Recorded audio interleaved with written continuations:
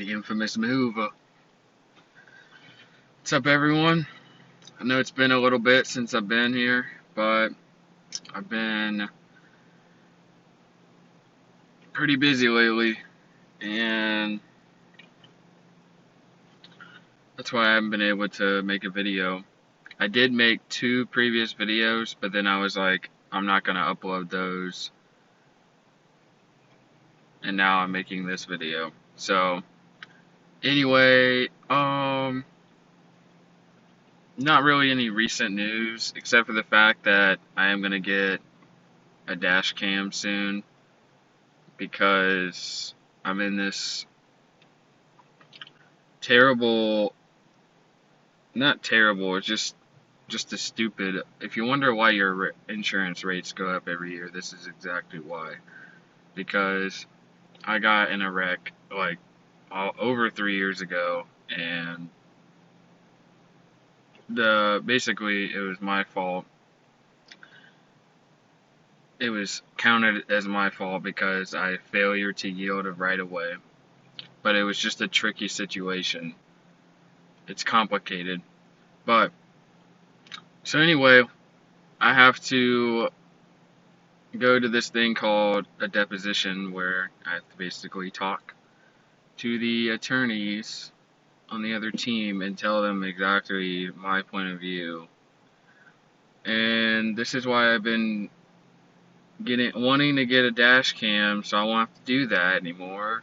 So when I get in a wreck, everything will be on camera from my point of view.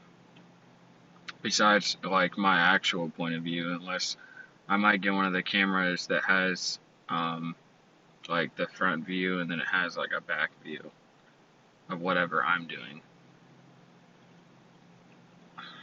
But anyway, this accident that I was involved in, it was stupid because now these people want to come after me personally because they want more money. And now you know why your insurance rates go up every year, because people trying to get unnecessary amounts of money that they don't really need. It's more just a want. It's like, if anything, you're going to be wasting your money and wasting your time. Time is definitely being wasted because this thing has been dragging out almost 4 years. And your money's going to be wasted, and you're not going to get anything, barely anything, because you're spending all your money on your stupid attorneys. Anyway, so I have this deposition coming up, and I gotta go explain my point of view of the accident. And my dad's like, oh, they're gonna ask you a bunch of trickery questions. I'm like, I don't really care. To me, since I've had enough time to think about this accident, to me there are 2 possible situations, hypothetical situations, and one of them more likely happened than the other. But anyway, back to my life. Besides that, in the worst case scenario is if they actually would win. Worst case for me is I would have to file bankruptcy, but it wouldn't be that bad because I have a little bit of credit card debt, and all that credit card debt would be gone. And it wouldn't affect school because school is its own separate entity, and loans and stuff like that stays away from bankruptcies and all that kind of stuff. But if you want to know, that's a little bit of what's going on. If that's the worst case, if this stupid case even goes through. But it looks like after over 3.5 years, they decided to. So 2 years after the accident, they finally filed for a lawsuit, like the day before their time was up. And then another 1.5 years goes by, and I'm finally now getting my chance to say what I want to say.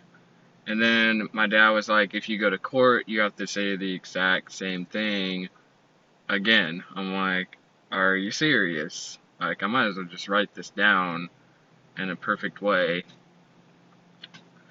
I don't know. But anyway, other than that, because I don't have a real dash cam right now, I've just been using my GoPro, and it kept dying and dying and dying really fast. So I was wondering, I was like, why is it dying so fast?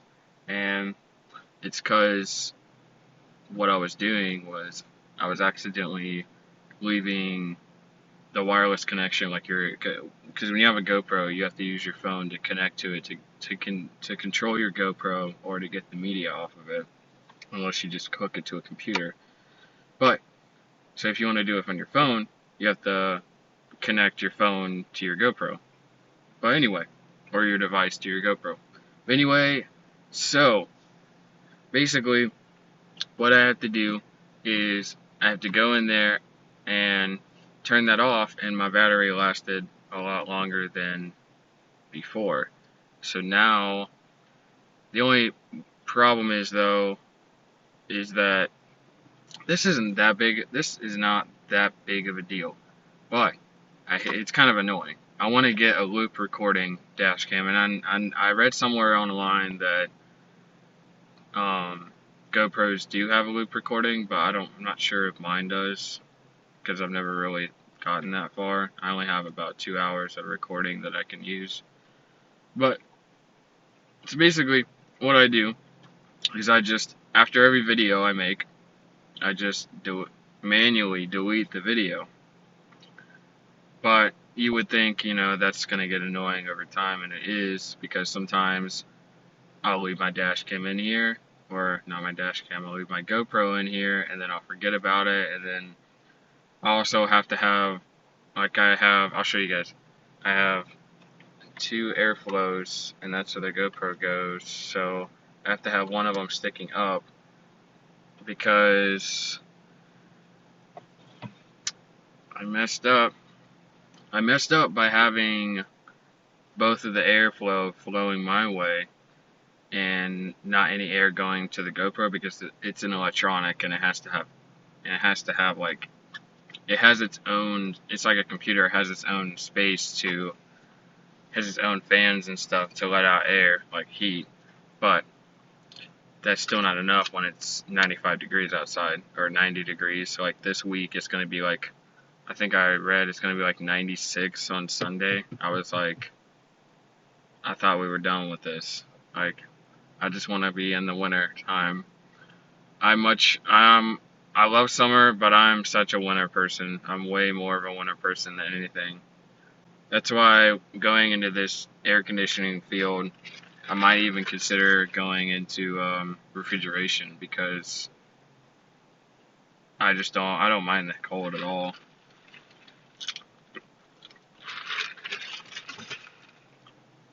I don't, only to a certain extent. It's like, I like it to be cold, but I don't like it to be too cold.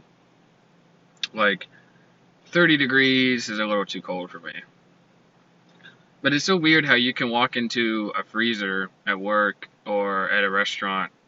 I work at a restaurant, so that's why I said that. You can walk into a walk-in freezer at restaurants. You can walk into them at, like if they have beer coolers at like gas stations, like Racetrack or Quick Trip, or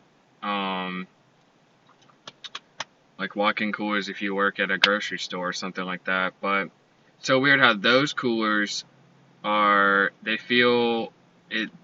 say like 32 or 30 on there, but it's weird how when it's actually cold outside, it's a lot different. It just feels a lot different, only because